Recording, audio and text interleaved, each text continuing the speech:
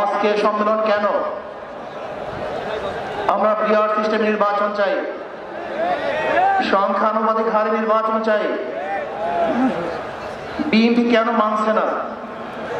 BNP তো দাবি করেছে আমরা জাতীয় সরকার গঠন করব, এটা বিএনপির দাবি। পিআর সিস্টেমে নির্বাচন মানা উচিত। সংস্কার চাই।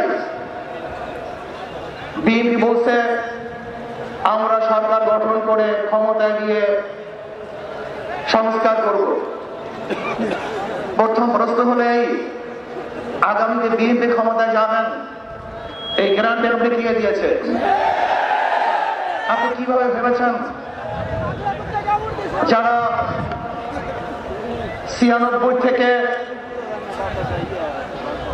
96 পর্যন্ত ফেল করার কারণে 96 ক্ষমতা আসতে পারে নাই, আবার 2001 থেকে 2005 পর্যন্ত দেশ চালাবার কারণে 2008-এ তারা ক্ষমতা আসতে পারে নাই। 2001-এ বিএনপি ইশতেহার ঘোষণা করেছিল, সেই ইশতেহারের মধ্যে 10% বিএনপি বাস্তবায়ন করতে পারে নাই। এমনকি 2001-এ বিএনপি ইশতেহারের 1 নম্বর শর্ত তারা পালন করতে পারে নাই। আমি বিশ্বাস করি আগামীতে ক্ষমতায় কে যাবে না যাবে আমি জানি না, কিন্তু বাংলাদেশের জনগণ কোন দুর্নীতিবাজ, চাঁদাবাজ, দখলবাজ, খুনিদেরকে ক্ষমতা দেবে না। বাংলাদেশের জনগণ রক্ত দিয়েছে, জীবন দিয়েছে বাংলাদেশের চাঁদাবাজি করার জন্য নয়, খুন করার জন্য নয়, দেশকে দখল করার জন্য নয়,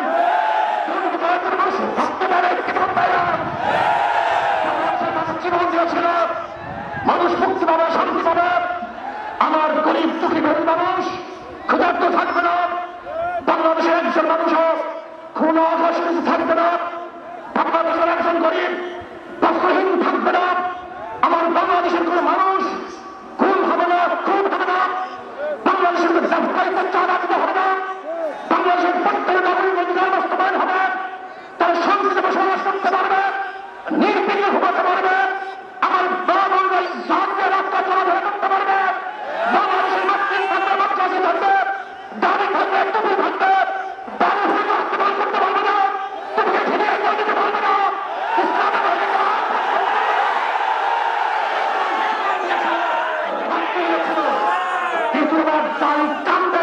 এই দৃশ্য দেখার জন্য মানুষ রক্তদা নেই।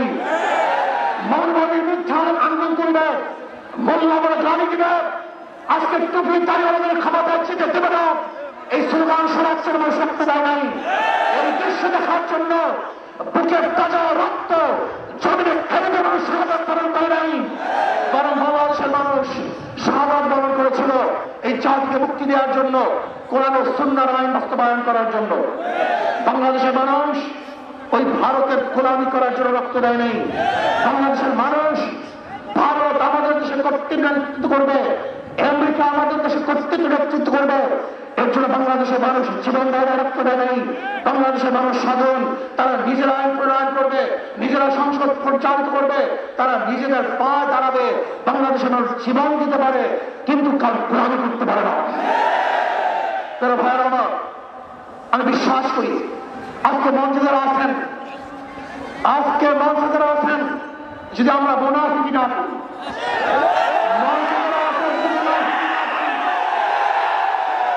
মুখের এবং কাজের প্রথমে একসাথ থাকেন, মুখের সাথে কাজের সাথে মিল থাকেন, আমি এই লক্ষ জনতার সামনে কসম করে বলতে পারি আগামীতে ক্ষমতা দেবে ইসলাম, ক্ষমতা দেবে ইসলাম।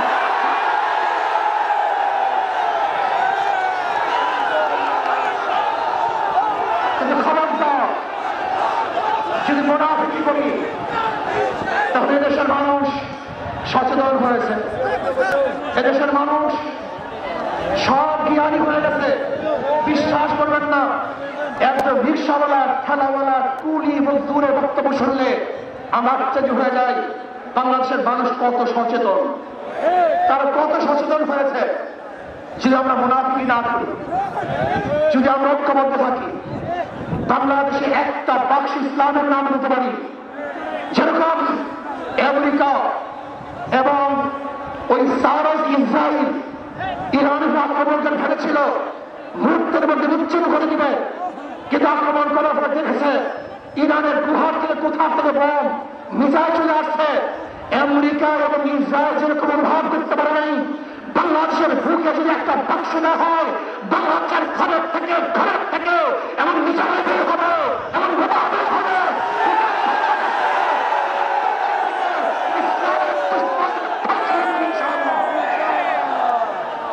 ঐক্য হন, মুনাফিকি করবেন না, একসাথ হন, ঐক্যবদ্ধ হন। এইটা আমার মেসেজ থাকবে। যদি ঐক্যবদ্ধ ভাবে ক্ষমতার লোভকে সংবরণ করে আমি ক্ষমতায় যেতে চাই না, ইসলামকে ক্ষমতায় নিতে চাই। আমি ক্ষমতায় যাইতে চাই না, কোরআন ও সুন্নাহকে ক্ষমতায় নিতে চাই।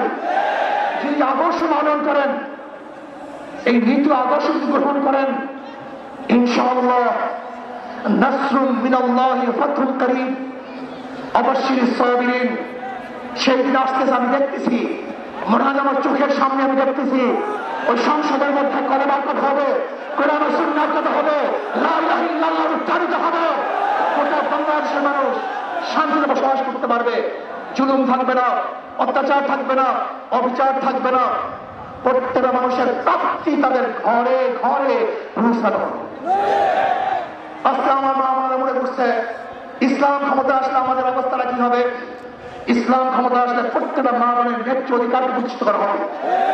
ইসলাম ক্ষমতা আসলে আগামী 5-10 বছরের মধ্যে সমস্ত গরিবরা দরিদ্র সীমার উপরে চলে যাবে।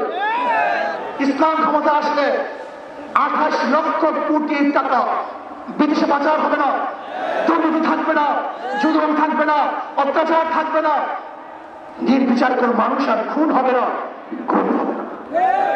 ইসলাম ক্ষমতা আসলে শ্রমিকদেরকে তাদের অধিকার আদায়ের জন্য রাস্তায় নামার কোনো প্রয়োজন হবে না। ইসলাম ক্ষমতা আসলে কৃষক, শ্রমিক, মজদুররা তাদের অধিকারকে প্রতিষ্ঠিত করার জন্য ইসলামী সরকার তাদেরকে নিয়ে কমিটি গঠন করে তাদের প্রাপ্তি তাদের কাছে পৌঁছায়। আসুন ইসলামী হুকুমত কায়েম করার জন্য আমরা চেষ্টা করব। আজকে আমাদের এই জনসভায় যশোর থেকে আমার কিছু ভাই আসার সময় তারা এক্সিডেন্ট হয়ে শাহাদাত বরণ করেছে। আল্লাহ তাদেরকে জান্নাতুল ফেরদাউস দান করে। আমার অনেক ভাইরা আহত অবস্থা আছে, আল্লাহ তাদেরকে সুস্থ করে দেন। আসুন আজকে জনসমুদ্রে আমরা আসছি, আমাদের টাকা নাই, পয়সা নাই, নিজের পয়সা দিয়ে এসছি, নিজের খানা খেয়েছি। এই জাতিকে, এই দলকে, এই কাফেলাকে গোটা দুনিয়ার কোনো প্রশক্তি পরাজয় করতে পারবে না, থামিয়ে রাখতে পারবে না। অবশ্যই ইনশাআল্লাহ আমরা বিজয় হব। আল্লাহ আমাকে এবং সবাইকে ইসলাম হুকুমত কায়েম করার তৌফিক দান করেন। আমা আলাইনা ইল্লাল বালাগ। আসসালামু আলাইকুম ওয়া রাহমাতুল্লাহ।